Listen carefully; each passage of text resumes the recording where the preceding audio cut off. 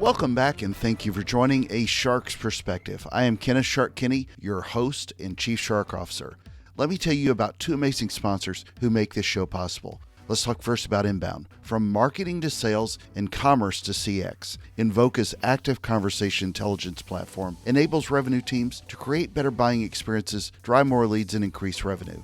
Trusted by top brands like Dish Network, Mayo Clinic, Mutual of Omaha, and ADT, the Invoca team is doing some amazing work in turning conversational data into automated action to enhance digital touchpoints and human interaction. Now let's talk about Outbound. I hope that you'll take a look at Drips, the founders of conversational texting, where they use conversational AI to help you reach customers where they're most responsive, and that's on their phones. And working with major brands like 3 Day Blinds, Liberty Mutual, Credit Repair, and Gainsco, Drips is leading the way for some of the biggest brands in the world to improve engagement rates and outcomes for their prospects and customers. And now, back to the show. Brands in a cookieless world have a lot to consider. How will they maintain relationships with consumers and pull them back to their websites without leveraging a small piece of technology that's been a crutch for so long? What will this do to brands and agencies as they explore experience in the relationships with consumers? Will a digital renaissance begin in a cookieless world?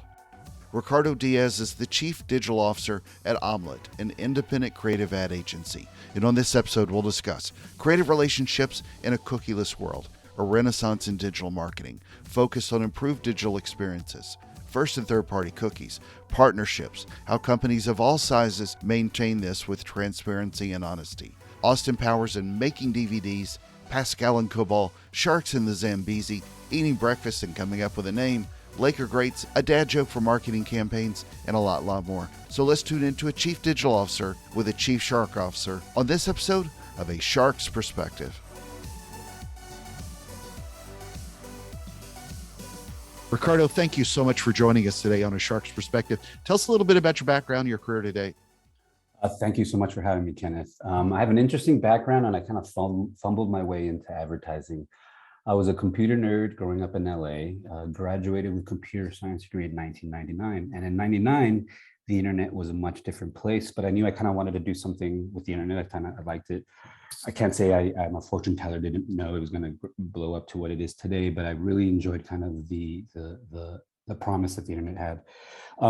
Wait, let me stop you there. What languages were you studying? Java, JavaScript? Oh, no, I'm an old person, Kenneth. Pascal. Oh, you're COBOL. Pascal and COBOL and Fortran are the languages that I started learning from, which Pascal is actually a really great language to learn. It's a pretty easy one.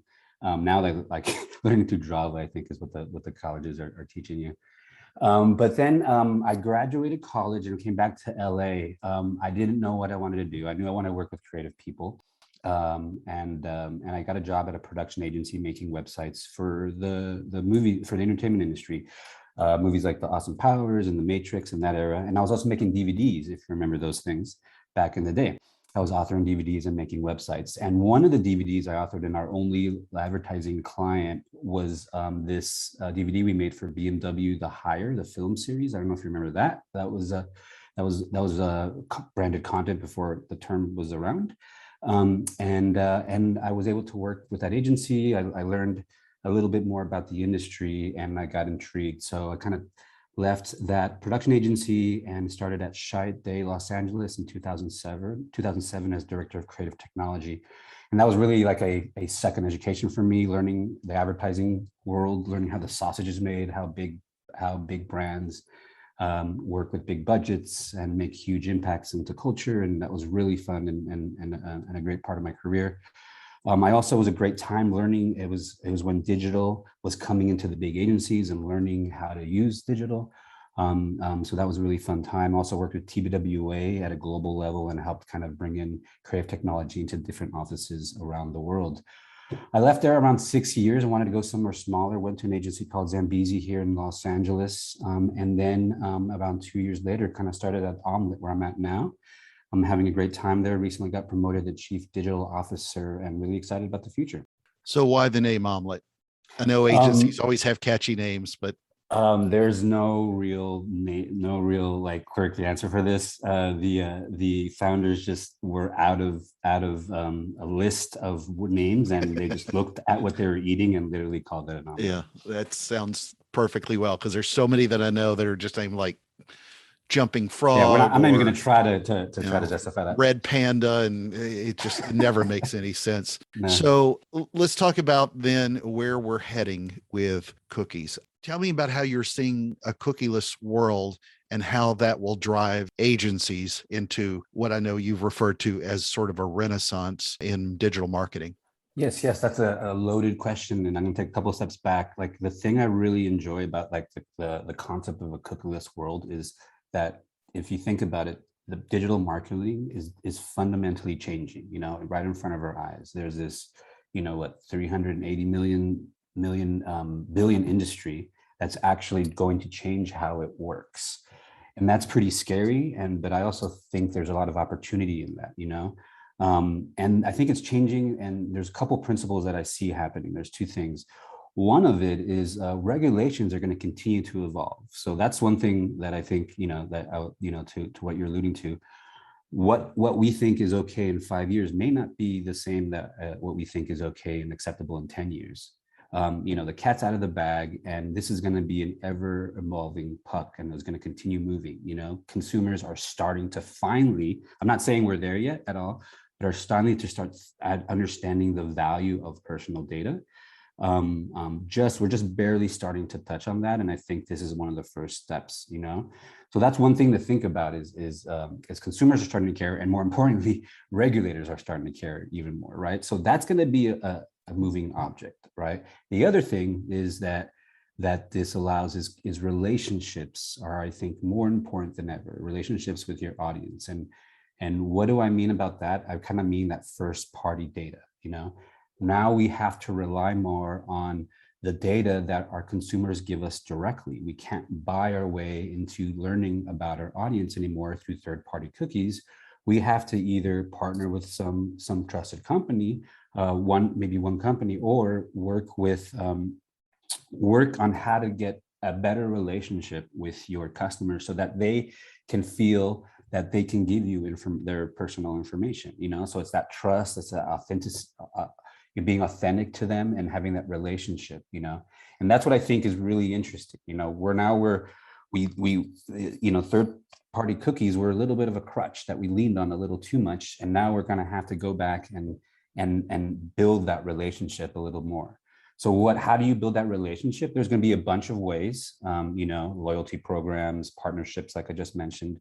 But one of the ways I do think is creativity, right? Creativity is a way that you can break through and create some of those relationships with your customers.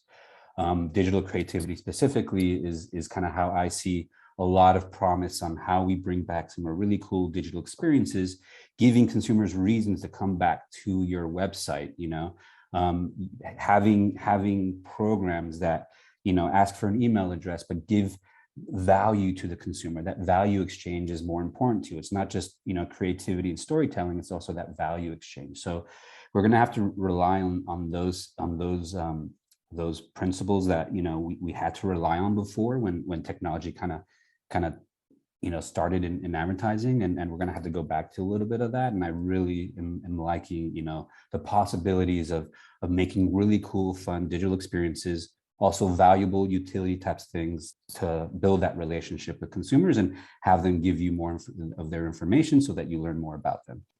For Shiggles, let's back up. And obviously, I get smartest audience on the planet, but define what's going away in the form of cookies. All right. So, you know, their cookies, there's such a thing as first-party cookies and third-party cookies. First-party cookies are cookies that you get information directly from the customer. If I go to your website, I'm giving that information. Third-party cookies are other companies grabbing that information, and companies that you're not aware of grabbing and putting their cooking tracking you on different websites. So you go to a website and you may know, you know, you go to the Nike website, you know, may know Nike's getting some information from you, but what you don't know is there's a lot, like 20, 30 other, maybe hundreds other companies grabbing some other information from you, you know? And so that third party cookies is going away, you know, and that's a good thing. You know, that technology wasn't used in the best way. And there were some privacy considerations that we had to think about from a consumer point of view. So, and so now we have to work with first-party cookies. And another point, and so that's a difference between the third-party cookies and the first-party cookies. Third-party cookies are from what other third-party companies that you don't necessarily are visiting or aware of are gathering information from you. First-party cookies are direct kind of exchange of data from the company that you're visiting. And now that third-party cookies are going away, a lot of the data and marketing metrics that we're used to are also are kind of going away too. So that's the hard part. That's a lot of the metrics that we depend on to make some marketing decisions are going to change. And we have to figure out as an industry, how we start judging engagement or success, and that's going to be changing as well based on the data that we're getting now the data that we're not getting that we were getting before. Hopefully that made sense. That was a little. Yeah, no, completely. So with what's driving a lot of the personalization, how is getting rid of all cookies going to improve the customer experience? That's a great question. And one thing I want to make a point of is that I'm not against ad tracking. First party cookies are not going away. They're actually getting way more important. And I actually like ad tracking. I like, if done transparently and responsibly, I think that's a very great way to understand what I'm going to be interested in. If I go to a web page, I'd rather have ads that speak to me than things that have no relationship to me.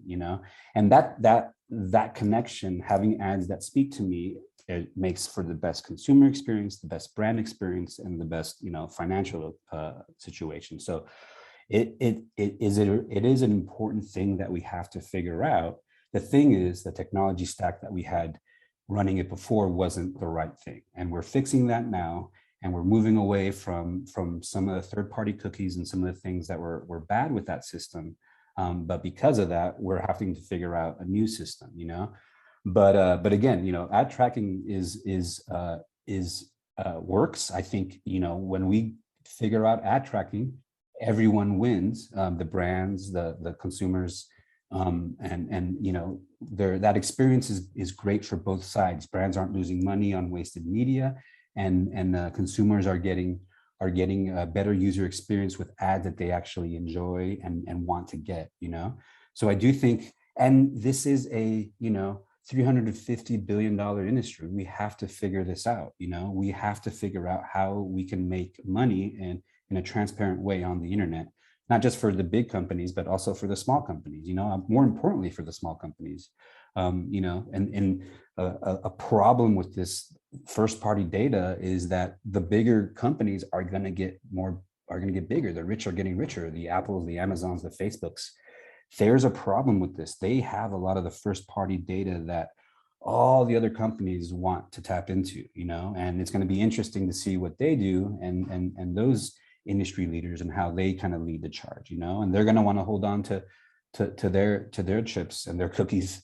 But it is important for us to figure out how we can make a decent money on the internet transparently and honestly. What's your advice then to that small to medium business then to design a personalized experience? Because to your point, this is going to be ridiculously tough.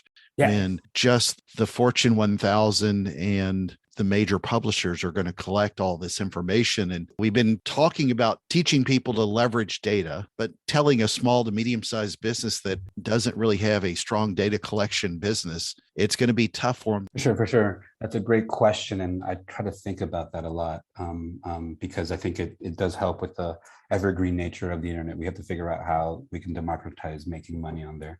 And the small companies have it the toughest. They have to figure out like partnerships, right? Maybe there's partnerships they can do. They're going to have to lean on the big companies like Facebooks and Instagrams and Twitters of the world to see, like, they're going to have to use some of their platform. They're not going to be able to completely isolate it, but they're going to have to find ways to, using things like Squarespace and Shopify to quickly put up websites and find reasons for people to visit them as opposed to going and visiting their Facebook page or their Facebook group page. It's more of having that ownership of that landing page that you have on the internet Luckily, there are some tools that you can ramp that up pretty quickly without knowing too much code. But then it's also like making some content, revising some of that content, refreshing that content, so there's reasons for people to come back. Having a newsletter, email CRM is another thing that's gonna get more important and could be something that a small business can lean on. But it is going to be tricky. Things are going to get messier before they get better, and it's going to be an interesting, crazy next couple of years.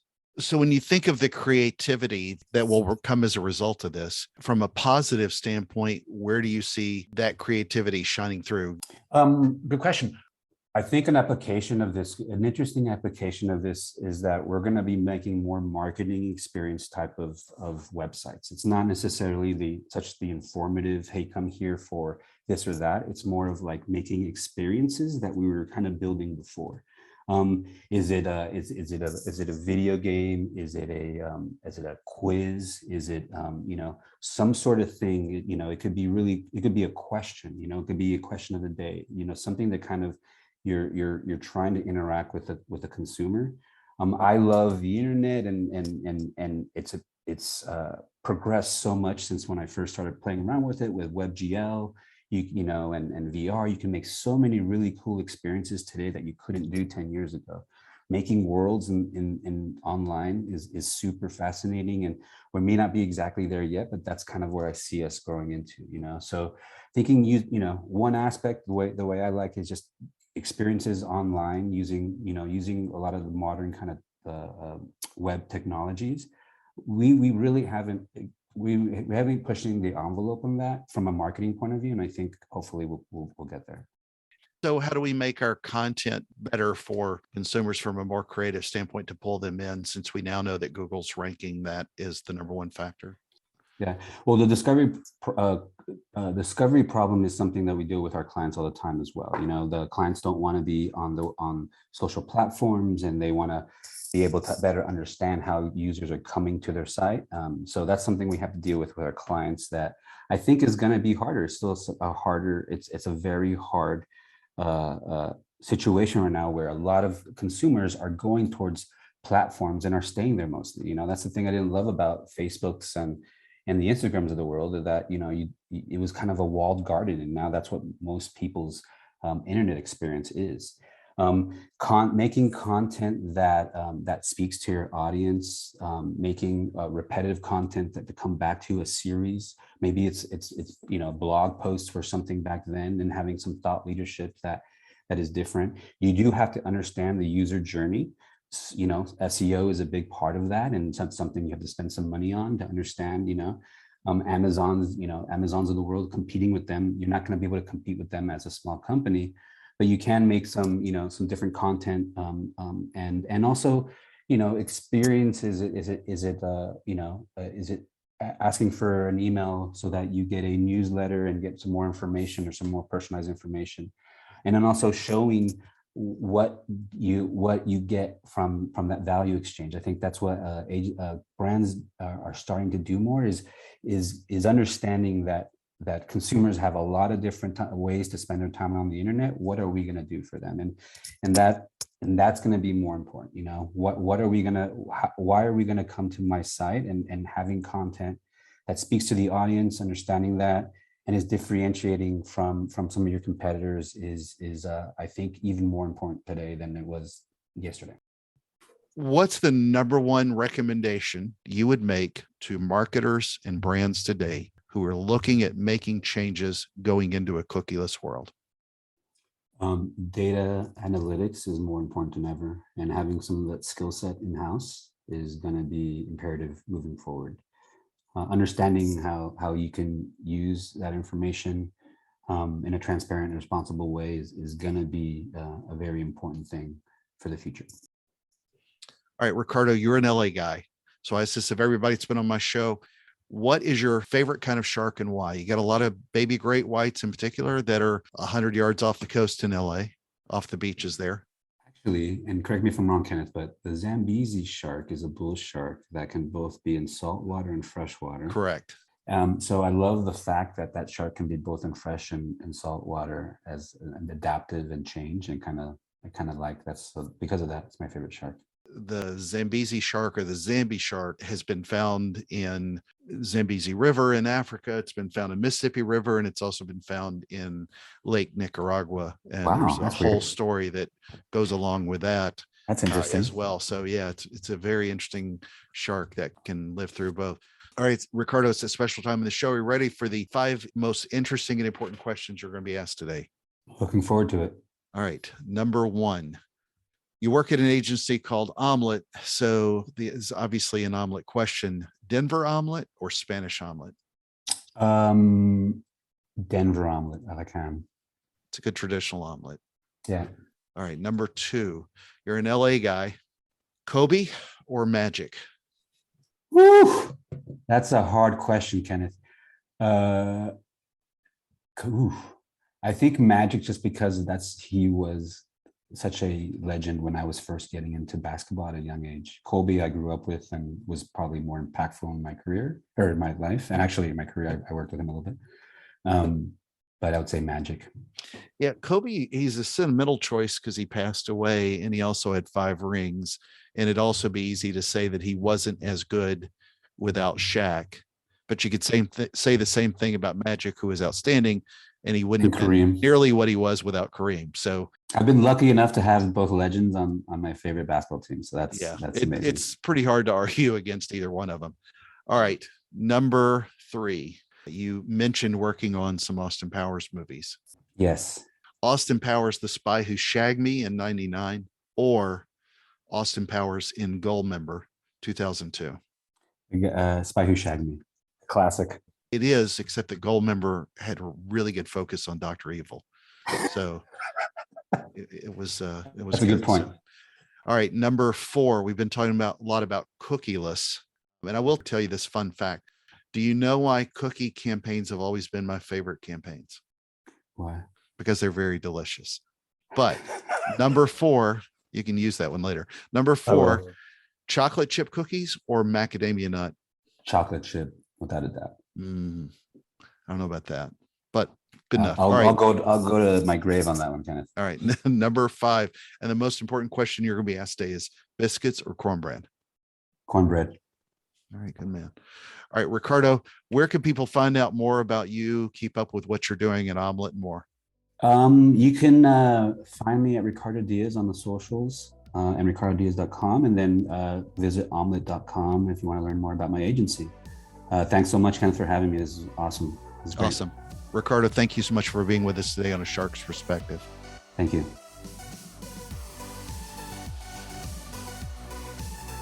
So there was my conversation with Ricardo Diaz, the Chief Digital Officer of Omelet, an independent creative ad agency.